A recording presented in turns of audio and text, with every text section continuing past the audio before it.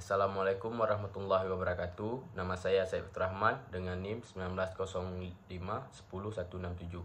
Saya ingin memaparkan jawaban UTS Hukum Jaminan dengan kelas 6A dengan dosen pengampu Bapak Arif Rahman SHMA.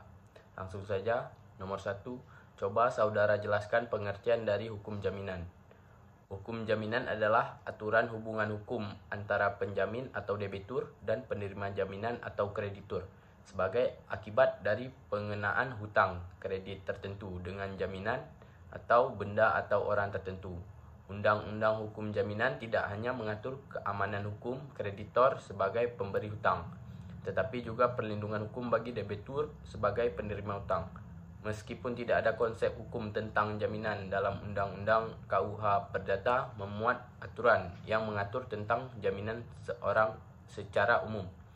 Dinyatakan dalam pasal 1131 dan 1132 KUH Perdata.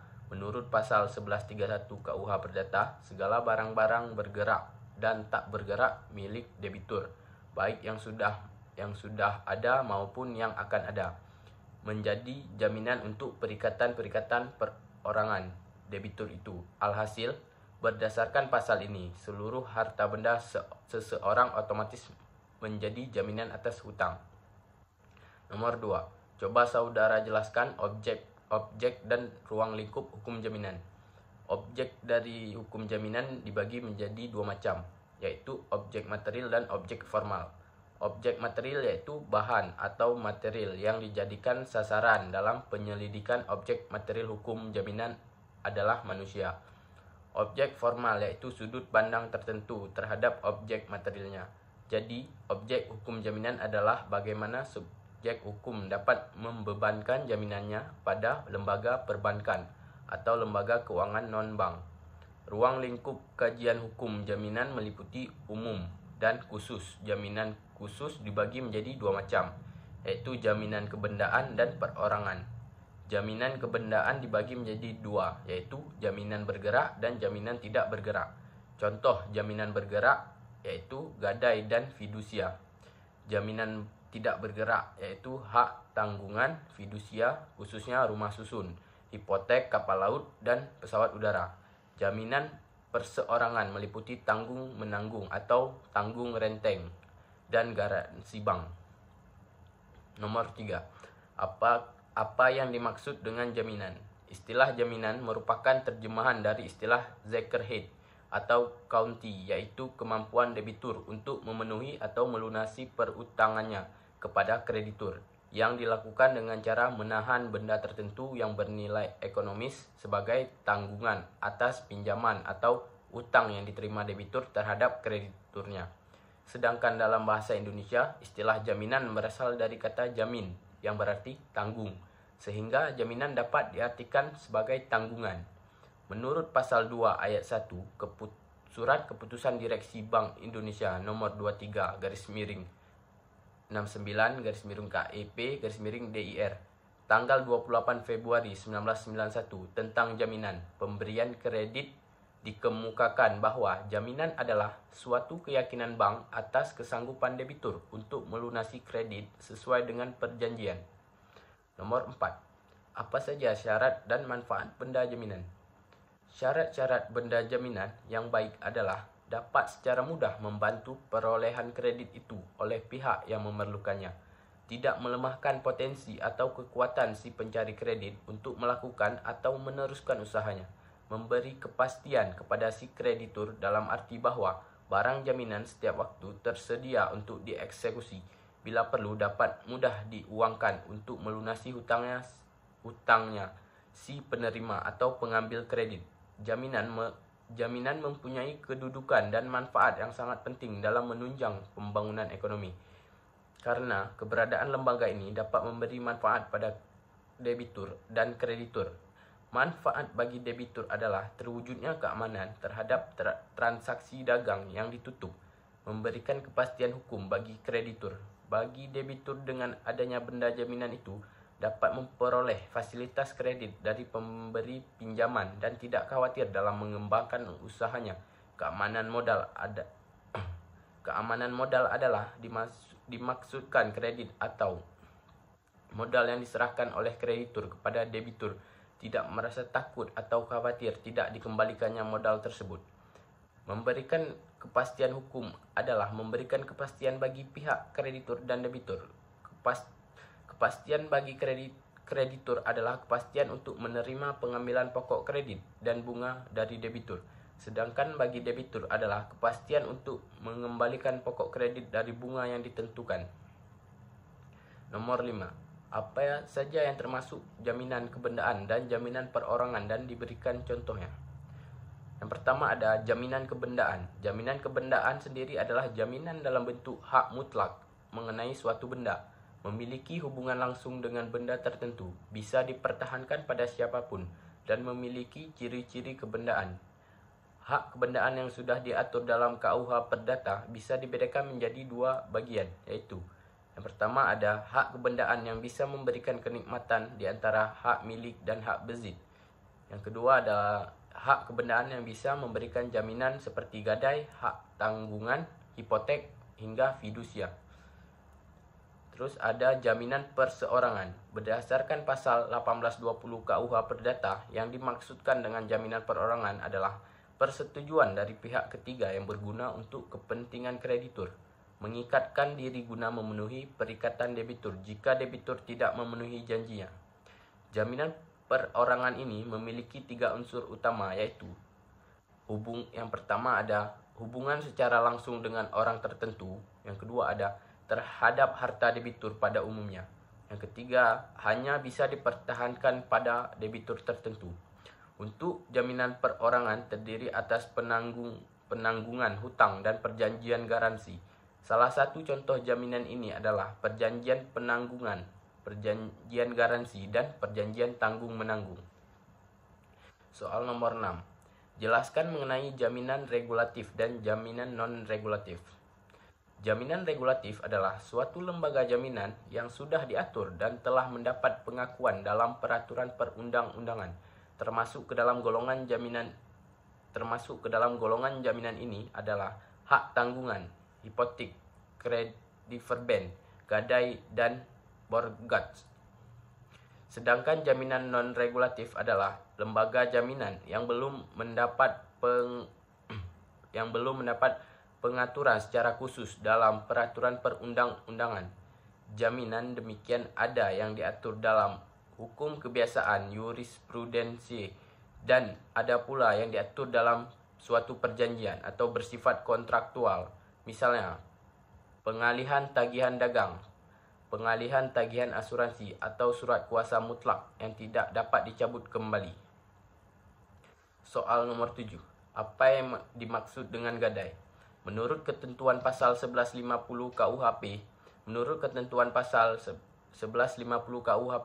hipotek adalah hak yang diperoleh kreditur atau atas suatu benda bergerak yang diserahkan kepadanya oleh debitur atau orang lain atas namanya untuk menjamin suatu utang dan yang memberi kuasa kepada kreditur untuk memperoleh pelunasan barang tersebut di muka kepada kreditur lain, kecuali biaya pelelangan barang dan biaya pemeliharaan setelah barang digadaikan, yang biaya-biayanya harus didahulukan.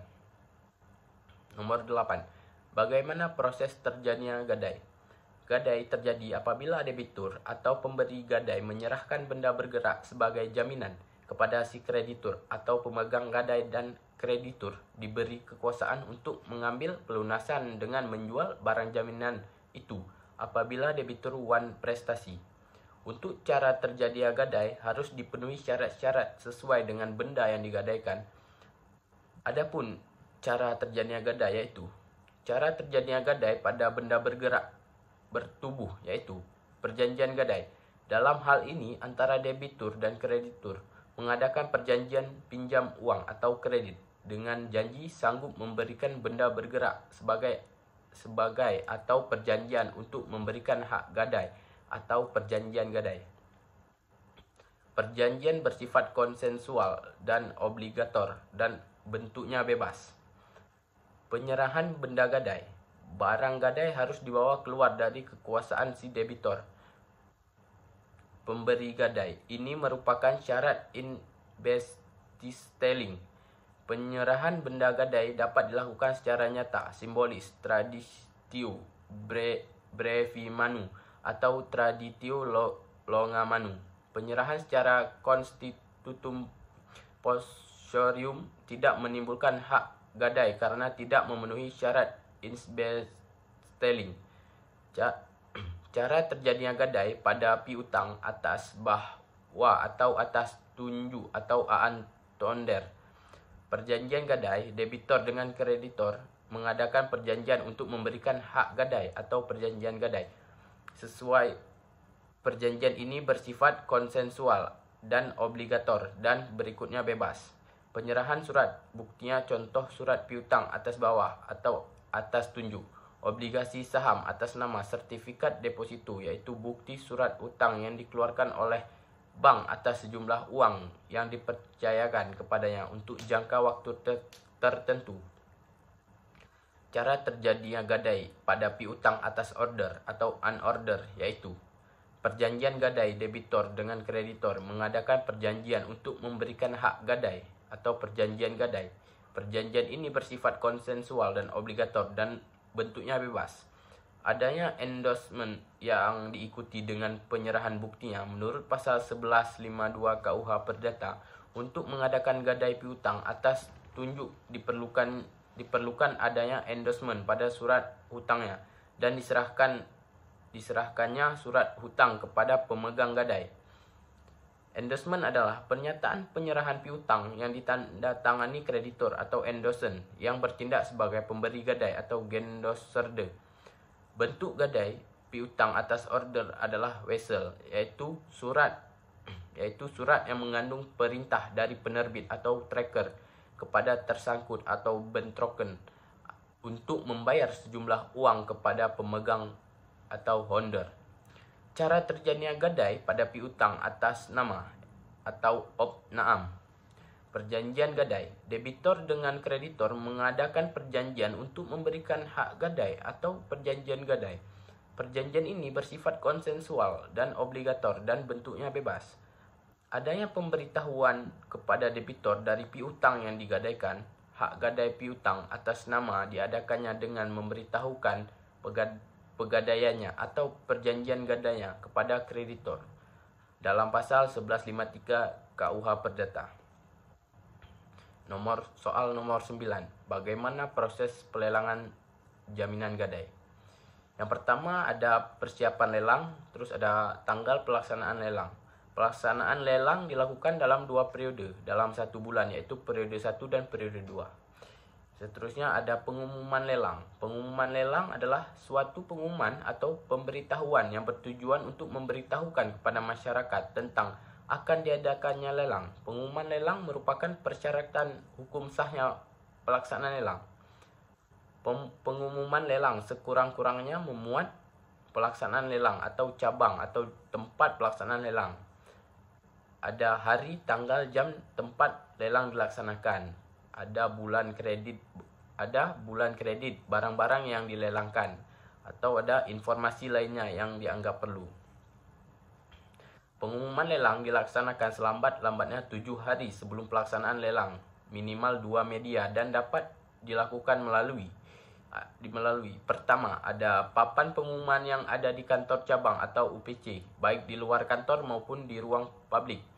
Yang kedua, ada surat kabar, radio, telepon, SMS atau media lainnya.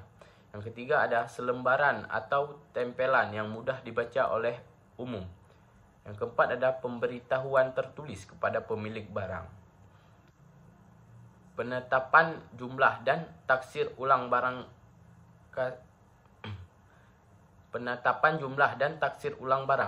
Taksiran barang kasep ditetapkan sesuai dengan harga pasar dengan ketentuan sebagai berikut.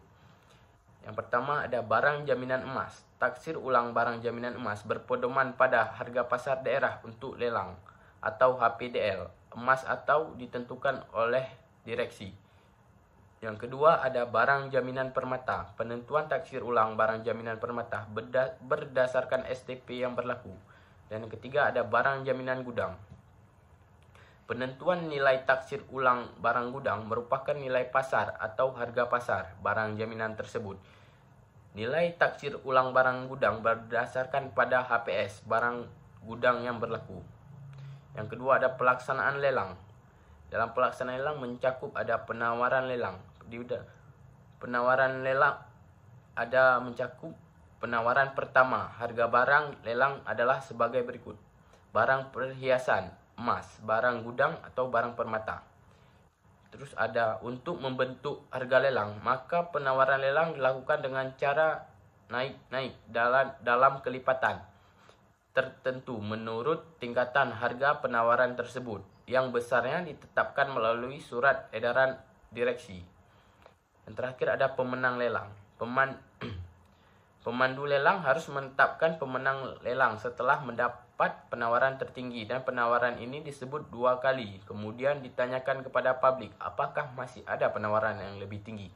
Jika tidak ada penawaran lagi, barulah ditetapkan pemenangnya dengan didahului perkataan 3 kali.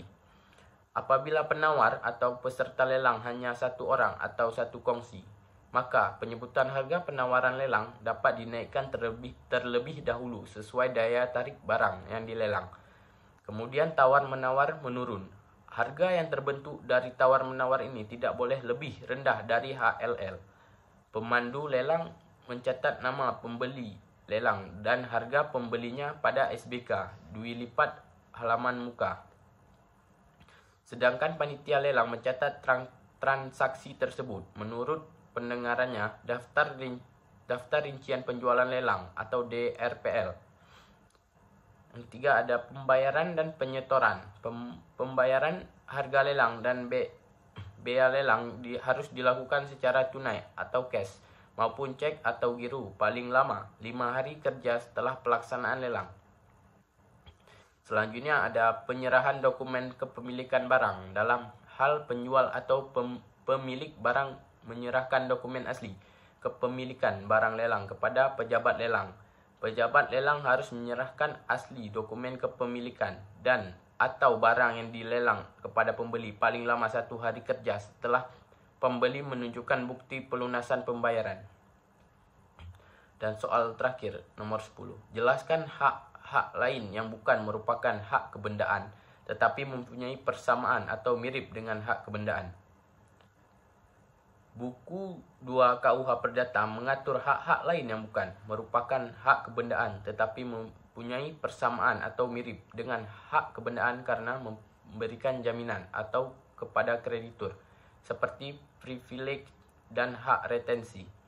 Privilege atau hak didahulukan menurut ketentuan pasal 1134 KUH Perdata, hak istimewa atau privilege adalah suatu hak yang diberikan oleh undang-undang kepada seorang kreditur yang menyebabkan ia berkedudukan lebih tinggi daripada yang lainnya semata-mata berdasarkan sifat piutang itu. Gadai dan hipotek lebih tinggi daripada hak istimewa kecuali dalam hal-hal di mana oleh undang-undang dibentuk sebaliknya.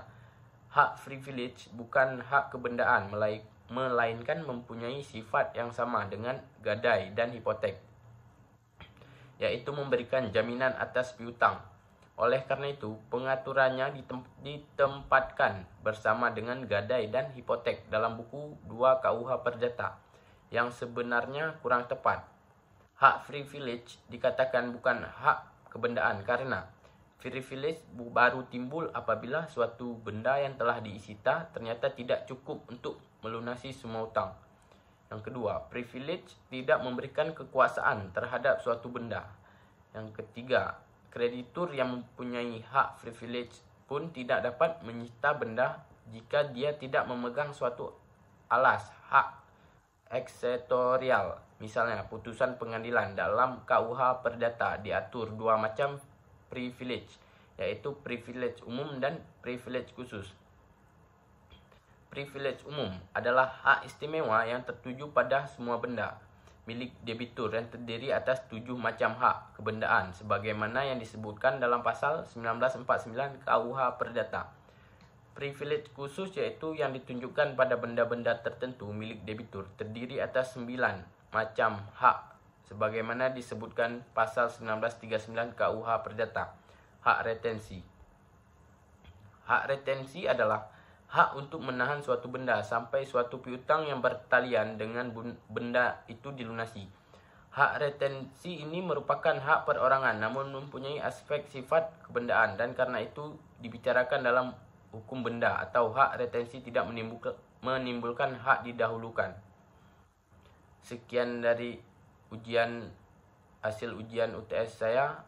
Wabillahi taufiq wal hidayah. Wassalamualaikum warahmatullahi wabarakatuh.